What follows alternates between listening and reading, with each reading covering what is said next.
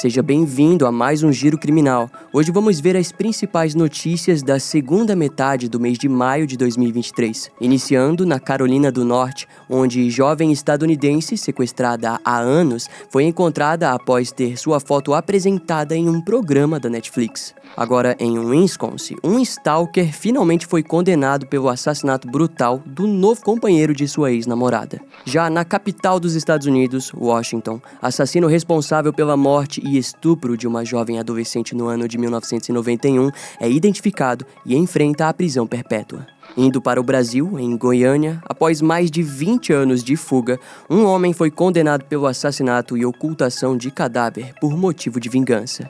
E para finalizar, voltamos para os Estados Unidos, no Mississippi, onde a identidade da Jane Doe de Lincoln é finalmente descoberta e resulta no fechamento de um caso arquivado há anos. Então já deixa o like nesse vídeo e ativa o sininho de notificações que eu te conto cada uma dessas notícias.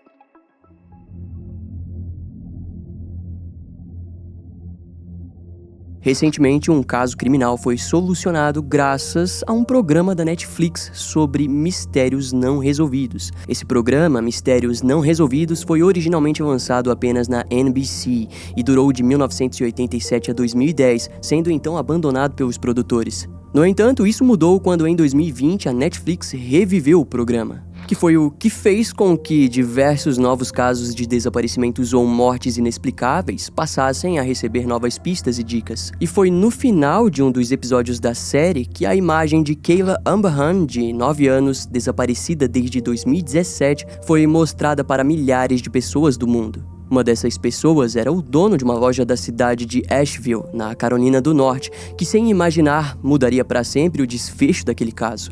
E se você não conhecia esse caso, vamos detalhar um pouco melhor essa história. Kayla Umberhan tinha apenas 9 anos quando foi sequestrada por sua própria mãe, Heather Umberhan, que na época não possuía custódia da criança. Mas embora não tivesse a custódia total, o pai de Kayla, Ryan Izerka, permitia que ela passasse alguns dias com sua mãe. Assim, em 5 de julho de 2017, quando o homem foi buscar a menina, ele percebeu que ambas haviam simplesmente desaparecido. E quando os investigadores interrogaram pessoas próximas à mulher, descobriram que ela recentemente tinha ido acampar em algum lugar em Wisconsin junto a Kayla. Assim, conforme a investigação se intensificou, foi visto que Heather acabou apagando todas as suas redes sociais e estava com o seu telefone desligado. Nos meses seguintes, nenhuma pista foi encontrada sobre o paradeiro das duas, levando as buscas durarem longos 6 anos. Nesse meio tempo, o caso foi registrado pelo Centro Nacional para Crianças Desaparecidas, que divulgou uma fotografia digital de como Kayla poderia estar já mais velha, bem como a fotografia de sua sequestradora. Essa junção de imagens também foi utilizada em um episódio da série da Netflix Mistérios Não Resolvidos, a qual o dono de uma loja da Carolina do Norte assistiu e acabou as identificando quando pisaram em seu estabelecimento. E o que aconteceu foi que Heather foi presa imediatamente, mas pagou uma fiança de $25 mil e deverá se apresentar no tribunal em julho de 2023, onde enfrentará a acusação de sequestro. Já Kayla, com seus 15 anos, retornou para os braços do seu pai, fazendo com que o caso terminasse com um final feliz para os familiares da jovem. Ryan, no entanto, pediu para que a imprensa respeitasse o processo de reconexão, o qual ele precisará passar ao lado de sua filha. A história que eu vou te contar agora envolve um stalker e uma tragédia. No dia 19 de maio de 2020, uma mulher chamada Sadie Beecham foi até o apartamento do seu namorado, Rosálio Gutierrez, de 40 anos, mas ao chegar encontrou uma cena inimaginável. Ainda na porta de entrada, havia uma enorme quantidade de sangue que se estendeu pelo hall de entrada até o interior do apartamento. Ela imediatamente chamou as autoridades, que iniciaram uma busca pelo paradeiro do homem. Quando os investigadores a questionaram sobre alguém que poderia ter feito aquilo, Sadie logo se lembrou do seu ex-namorado, obcecado, e que estava com mania de perseguição. Seu nome era Zacharia Anderson, de 30 e poucos anos. Assim, ele rapidamente passou a ser investigado e, para a pouca surpresa dos policiais, Zacharia se provaria um suspeito em potencial para o crime. Crime esse que vamos tentar explicar com mais detalhes agora. Sadie Beecham e Zacharia foram namorados por um longo tempo. Tempo o suficiente para que juntos tivessem 3 filhos. Entretanto, o relacionamento acabou chegando ao fim, mas Zacarias nunca aceitou muito bem o término. E tendo essa obsessão por Sadie, isso o tornaria um suspeito no caso do desaparecimento do novo namorado da sua ex. Então, ao ser investigado, ele foi flagrado comprando luvas, sacos de lixos e lenços umedecidos no dia seguinte ao desaparecimento de Rosário. Assim, através de um mandado de buscas, a van de Zacarias foi completamente analisada. Os peritos logo notaram o forte cheiro de alvejante dentro do veículo, mas, mesmo assim, conseguiram encontrar uma pequena partícula seca. E ao ser analisada, os resultados foram positivos para o DNA de Rosário Gutierrez. Assim, Zacarias foi então preso sob a acusação de assassinato. Na residência do suspeito, eles encontraram uma grande fogueira improvisada, e dentro dela haviam diversos pedaços de roupas junto a uma garrafa de alvejante. Essas pistas fizeram com que Zacarias se tornasse cada vez mais suspeito de um possível assassinato. E em pouco tempo após a prisão do sujeito, a promotoria tratou de rapidamente enviá-lo para o tribunal. Ainda em 2020, as provas eram suficientes para acusá-lo de assassinato, perseguição e ocultação de cadáver. Porém, os advogados de defesa lutaram contra aquilo. Mas, em maio de 2023, o Tribunal de Justiça condenou Zacarias à prisão perpétua e mais 8 anos em acusações relacionadas à perseguição e ocultação de cadáver. Segundo a promotoria, a motivação principal do crime era o ciúme obsessivo do réu. Diversas provas circunstanciais, bem como também físicas e acusatórias, foram mostradas ao júri, que precisou deliberar por apenas 10 horas para determinar a sentença. O juiz que presidia o caso, Bruce Schroeder, disse que o réu poderia dizer qualquer coisa, mas foi concluído que, sem sombras de dúvidas, ele era o culpado pelo assustador e brutal assassinato de Rosário. Durante o julgamento, foi dito que Zacarias usou um objeto contundente e um afiado para matá-lo ainda dentro do apartamento, explicando assim a enorme quantidade de sangue no local. Em contrapartida, o réu negou o seu envolvimento e permaneceu em silêncio quanto à localização do corpo. Os familiares de Rosário falaram em entrevistas que vão continuar tendo esperanças de que algum dia os restos mortais do homem sejam encontrados para um enterro digno. Na época, Rosário morava na cidade de Kenosha, em Wisconsin, e também era pai de 2 filhos. Seus recentes estudos e diploma em Justiça Criminal e Sociologia o garantiram um futuro promissor. Antes da sua morte, ele atuava no escritório do Defensor Público Estadual. E o seu assassino, Zacarias Anderson, só será elegível à liberdade depois de 40 anos preso, ou seja, quando completar os seus quase 90 anos de idade. A gravidade do seu crime, bem como também a falta de desejo de ajudar no caso, resultará na sua longa estadia atrás das grades. Esse daqui é o caso criminal que foi resolvido por causa de uma bituca de cigarro. Nessa segunda metade do mês de maio de 2023, um homem de Washington foi preso acusado por um assassinato cometido no ano de 1991. Curiosamente, os investigadores chegaram até a confirmação de sua identidade quando conseguiram coletar 2 bitucas de cigarro do suspeito e conectaram o seu DNA aos vestígios deixados no corpo da vítima. O sujeito sequer desconfiou da aproximação policial e acabou rapidamente confessando o crime, no qual vamos conhecer um pouco mais sobre essa história agora. Na manhã do dia 14 de dezembro de 1991, o cadáver de Sarah Yarborough, de 16 anos, foi encontrado por 2 jovens entre arbustos da escola que ela frequentava. De acordo com a polícia, a vítima teria ido para a escola quase 1 hora mais cedo, onde deveria se reunir com sua equipe de treinamento e de lá partirem até um evento em Kirkland. Assim, ficou evidente que o agressor havia a abordado no estacionamento da escola. Ainda na primeira semana das investigações, os 2 garotos que encontraram o corpo disseram terem visto, pouco antes do achado, um homem saindo dos arbustos e o descreveram para a polícia. Na autópsia foram encontrados diversos sinais de violência sexual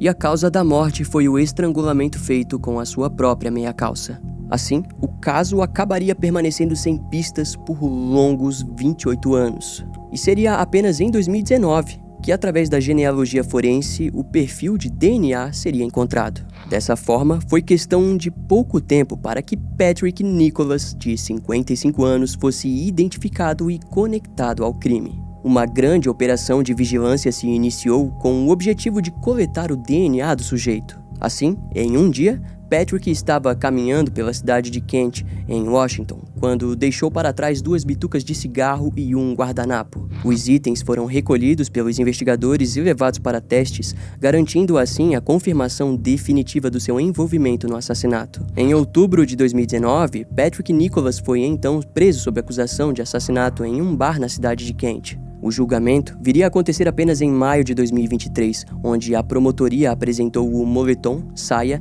meias e o cabelo de Sarah Yarborough, que foram usadas por ela no dia de sua morte.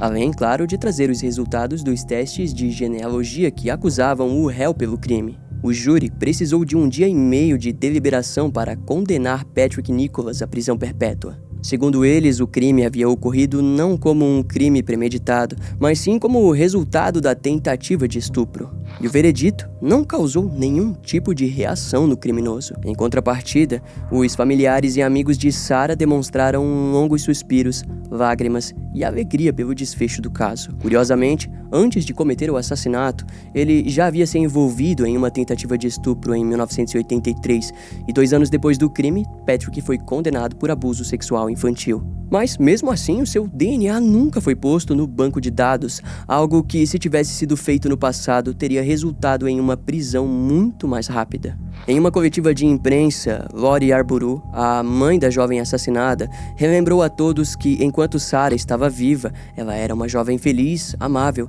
e que tinha grandes sonhos para sua vida. Sendo assim, a condenação do homem que tirou tudo isso dela pôde finalizar sua trágica história.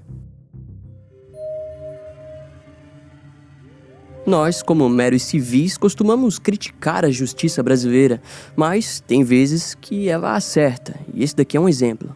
Após anos de fuga, o suspeito de cometer um assassinato foi finalmente capturado e confessou o crime, mas se mostrou convencido de que, devido à ausência do corpo da vítima, não poderia ser julgado.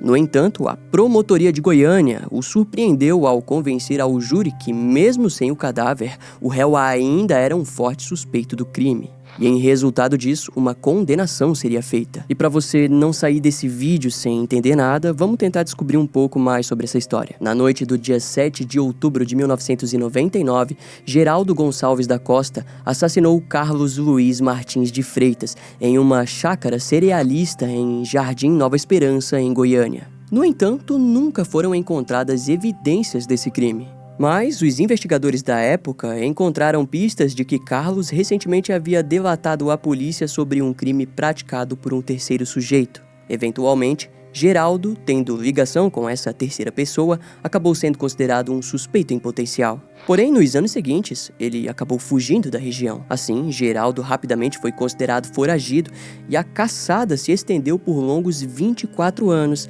até que o suspeito foi localizado e preso sob acusação de assassinato. Segundo o Ministério Público de Goiás, Geraldo matou Carlos após esfaquear o seu pescoço de maneira em que a vítima sequer pôde se defender. E além disso, para destruir as evidências, o cadáver da vítima foi incinerado. A motivação principal do crime foi dada como vingança. Os advogados de defesa de Geraldo tentaram garantir a absolvição pelo fato de que, em um crime de homicídio, a presença do corpo é necessária e pediram apenas pela acusação de ocultação de cadáver. No entanto, no julgamento iniciado em maio de 2023, o promotor Maurício Camargos explicou ao júri popular que existem outros processos semelhantes em que os criminosos destroem ou ocultam os cadáveres das vítimas. Para esse exemplo, ele utilizou o caso do goleiro Bruno, no assassinato e ocultação de cadáver de Elisa Samúdio. Assim, o júri popular acabou condenando Geraldo Gonçalves da Costa a 13 anos de prisão por homicídio qualificado e ocultação de cadáver. O criminoso pagará os 13 anos em regime fechado na penitenciária Odenir Guimarães, sem direito a recorrer em liberdade. Além de que Geraldo também precisará pagar uma multa. A resolução desse caso foi vista como um avanço, onde mesmo em um cenário tão complexo, a promotoria brasileira conseguiu trabalhar pela busca da justiça. Há poucos dias, um caso criminal antigo, de 34 anos, inesperadamente foi solucionado lá nos Estados Unidos. A história é a seguinte: em setembro de 1989, um homem havia recém-chegado de uma viagem de ônibus na parada de descanso da Interestadual 55, no condado de Lincoln. O sujeito estava indo em direção ao banheiro do local quando notou ao longe um corpo feminino em meio aos arbustos.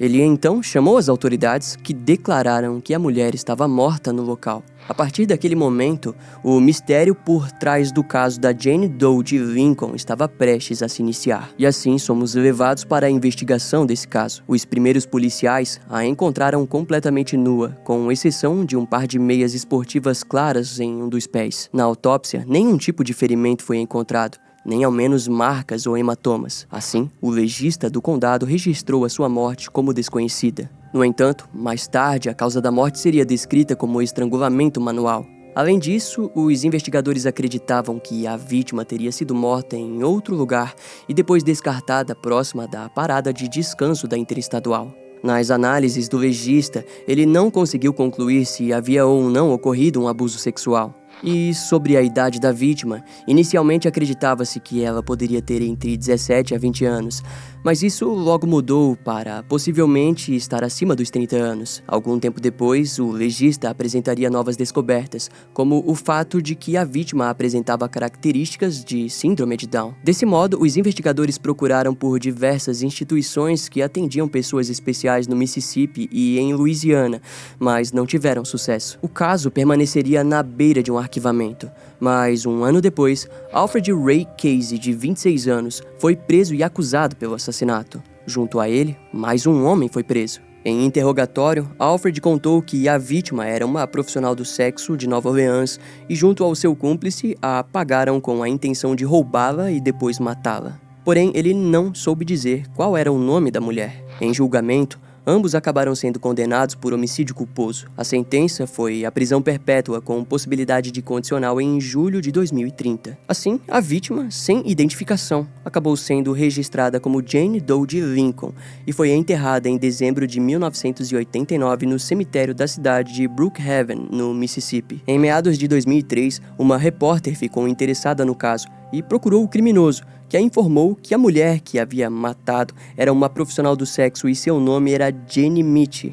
Porém, essa informação se provaria errada, pois não existia ninguém com esse nome. O caso receberia atenção novamente apenas em 2009, quando a Jane Doe foi registrada no Sistema Nacional de Pessoas Desaparecidas e Não Identificadas. Com isso, uma nova investigação foi feita, mas não conseguiram encontrar nenhuma nova pista viável sobre a identidade da mulher. Assim, o caso acabou sendo arquivado, mas uma imagem digital de sua aparência foi liberada. E no ano de 2022, o Instituto Médico Legal do Mississippi voltou a demonstrar atenção quanto ao caso. Daquela vez, eles estavam dispostos a usar a genealogia forense para gerar novas pistas. Um perfil genealógico foi criado em parceria com diversos outros laboratórios do Texas, onde pela primeira vez descobriram pistas sobre a identidade da mulher. Foi então que, em maio de 2023, através de testes adicionais de DNA com um possível familiar próximo, a Jane Doe de Lincoln foi finalmente identificada como Melinda Lowe Burnhouse.